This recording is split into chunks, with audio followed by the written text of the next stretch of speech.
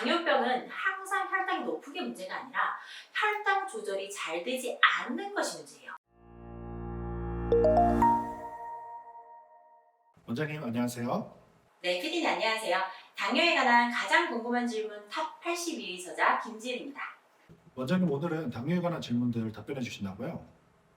네네, 제가 진료실에서 가장 많이 들었던 질문들 가운데 책에서 답했던 몇 가지를 소개해 드리려고 하는데요. 피디님께서 한번 질문해 주시겠어요? 첫 번째, 인슐린은 당뇨 치료 중 제일 마지막에 맞는 거다. 이거 맞는 말 아닌가요? 제 생각에 당뇨 환자분들이 갖고 있는 가장 큰 오해인 것 같아요. 제가 진료실에서 약을 환자분들께 이게 처방을 하겠죠? 근데 이제 환자분 상태를 보고 초반에 인슐린을 처방하는 경우가 종종 있어요. 처음에 인슐린을 딱 받으면 환자분들이 굉장히 놀라십니다. 내가 이걸 왜 맞냐? 벌써 맞냐? 꼭 맞아야 하냐? 이런 질문들을 막 하세요. 인슐린 치료를 시작하면 병이 심각한 것으로 오해를 하고 내가 당뇨병 말기구나 이렇게 오해를 하시는데 사실 인슐린은 초기 당뇨병 관리에도 매우 효과적일 수가 있어요.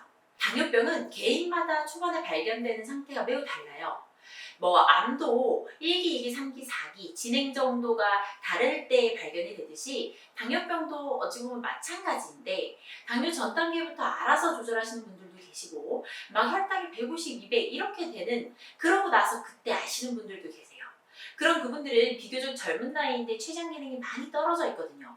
그래서 일단은 초반에 혈당을 정상으로 만들어서 췌장을 쉴 수 있게 해줘야 돼요. 췌장 기능이 많이 떨어진 경우에는 먹는 약만으로는 혈당 조절이 어려울 수가 있거든요. 인슐린은 일반적인 먹는 약보다 혈당을 더 신속하고 즉각적으로 낮춰줘요. 그래서 인슐린으로 당할 색소와 혈당을 초반에 빠르게 정상화시키면서 췌장을 좀 쉬게 해주면서 그러면서 서서히 이제 생활 습관을 고치고 인슐린도 점점 끊을 수 있고 약을 점점 조절해가는 그런 방법을 쓰는 경우도 많습니다. 실제 대한당뇨병학회에 따르면 초기 단계에서 인슐린 치료를 시작하면 췌장을 보호하고 합병증 발생 위험을 줄일 수 있다는 연구 결과도 있거든요.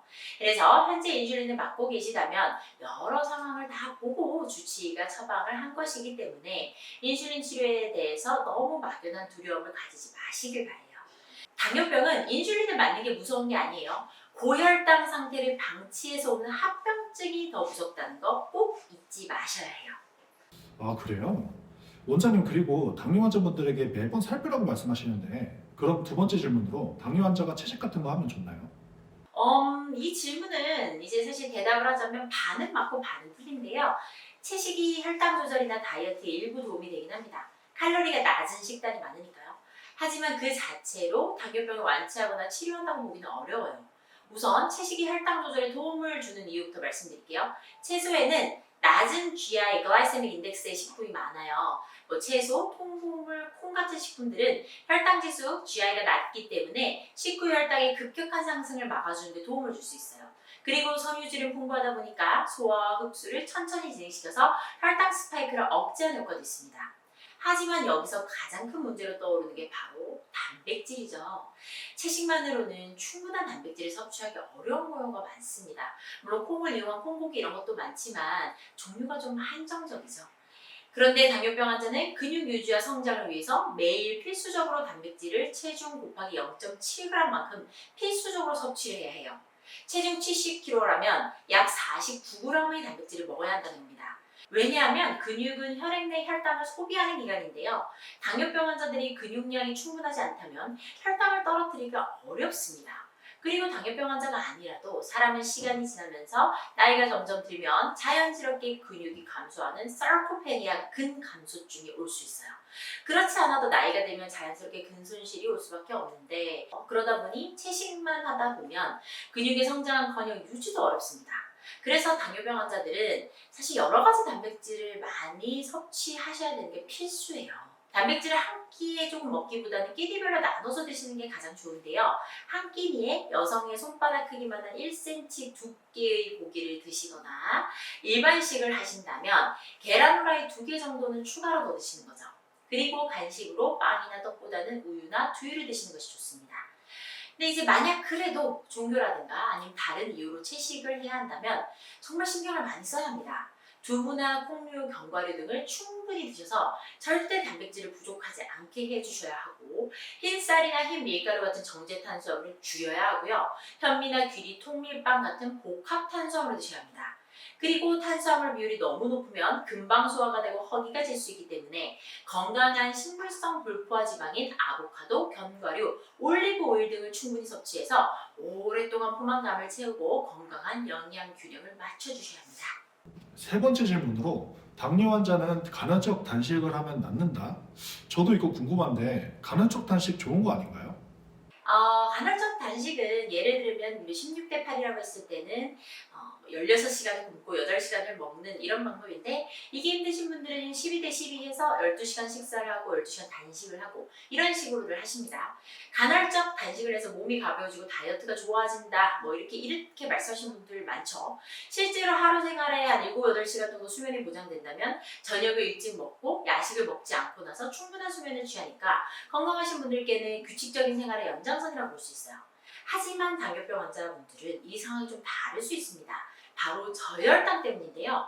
저혈당은 그 말 그대로 혈당이 비당뇨인들보다 더 낮아서 생기는 건데 어지럽거나 두근거림, 심할 경우는 의식을 잃고 쓰러지기도 합니다. 뉴스에서도 가끔 저혈당으로 쓰러졌다가 주스나 사탕을 먹고 정신을 차렸다 이런 기사 가끔 본 적 있으시잖아요. 당뇨병은 항상 혈당이 높은 게 문제가 아니라 혈당 조절이 잘 되지 않는 것이 문제예요. 낮은 혈당도 올리지 못하고 높은 혈당도 떨어뜨리지 못하는 게 당뇨병이라는 거죠. 대부분은 음식을 많이 먹으니까 혈당이 높아진 게 유명하고 그것 때문에 당뇨병 이게 문제다 이렇게 생각을 하시지만 결국에는 이제 낮은 혈당이 더 큰 문제를 일으키기도 합니다. 인슐린 용량을 잘못 맞아서 생기는 저혈당도 있지만 공복 시간이 너무 길어져서 저혈당이 오기도 합니다. 그래서 당뇨병 환자는 식사 시간이 6시간 이상 벌어진다면 중간에 삶은 계란이나 저당 요거트 같은 건강한 간식으로 혈당이 너무 떨어지지 않게 해줘야 해요.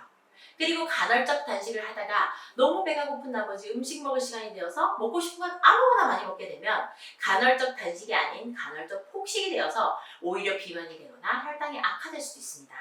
당뇨병은 라이프스타일 모디피케이션, 즉 생활 습관 개선이 가장 중요한 병이거든요. 기존에 갖고 있던 나쁜 습관을 버리고 내가 오랫동안 실천할 수 있는 방법을 선택해서 하나하나 노력해가면 되는 거예요.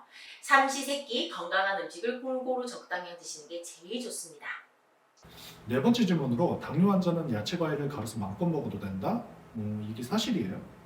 이것도 이제 한때 많이 들었던 질문입니다. 실제 과일이 다양한 장점을 많이 갖고 있는 식품이기 때문인데 비타민, 미네랄 같은 영양소도 풍부하고 섬유질도 풍부하니까 혈당의 급등을 막아주기도 하고 그래서 당뇨병 환자에게 과일은 꾸준히 먹는 게 분명 도움이 어느 정도 됩니다. 중요한 것은 당뇨병 환자분들이 올바른 과일의 섭취 방법을 아시는 거예요. 과일을 믹서기에 막 갈아서 먹거나 즙을 짜서 먹으면 섬유질이 파괴되죠. 그러면서 과일의 당분이 빠르게 흡수되면서 혈당을 급격히 상승시킬 가능성이 높아져요. 과일 주스 먹는 거는 다름이 없다는 얘기죠.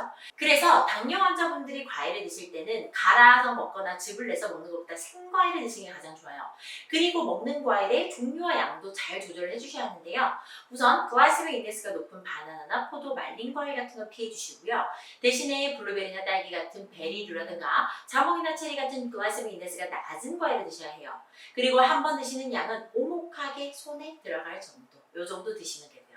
양을 잘 모르겠다 이런 분들은 흔하게 볼 수 있는 믹스커피 종이컵 있잖아요. 한 컵 좀 안 되게 드시면 됩니다.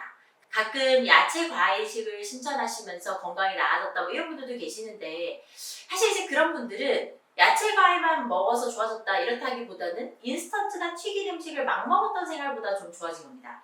왜냐하면 모든 만성질환, 특히 이제 당뇨병은 어떤 몸에 좋은 것을 먹는 것도 중요하지만 골고루 음식, 영양분을 섭취해서 내 몸에 불균형을 만들지 않는 것이 중요하고 몸에 안 좋은 것들을 끊는 것이 사실 이제 중요하거든요. 그리고 드실 때 이제 과일보다 야채의 비중을 높이 드시는 게 사실 좀 더 좋아요. 과일은 당분이 높지만 대부분의 야채는 그렇지 않거든요. 그리고 콩팥이 좋지 않은 경우를 제외하면 어느 정도 야채는 실컷 드셔도 된다 이렇게 생각하셔도 돼요. 초기 당뇨병 환자분들은 야채를 어느 정도 드셔서 건강한 식사로 유도할 수 있도록 그렇게 드시면 좋고요. 그리고 이제 야채 과일을 드시면서 좋은 단백질과 지방을 골고루 섭취하시면 분명히 더 좋은 결과를 가지고 올 수 있을 거예요. 원장님 말씀 들어보니까 저도 몰랐던 사실들을 알 수 있었어요. 책에 다른 내용들도 있는 거죠? 네네, 책에는 이런 질문들 82가지에 대한 답변들을 써놨어요. 지금 당뇨병을 걱정하시는 분들, 당뇨병 진단받고 관리하시는 분들께서 보시면 분명 도움이 될 만한 내용이에요. 그리고 당뇨 전 단계이신 분들도 읽으시면 도움이 됩니다. 그래서 많은 관심 부탁드려요. 네, 원장님. 오늘도 좋은 말씀 감사합니다. 네, 피디님도요, 고생 많으셨어요. 그리고 이번에 나온 제 책도 많은 관심과 사랑 부탁드리겠습니다.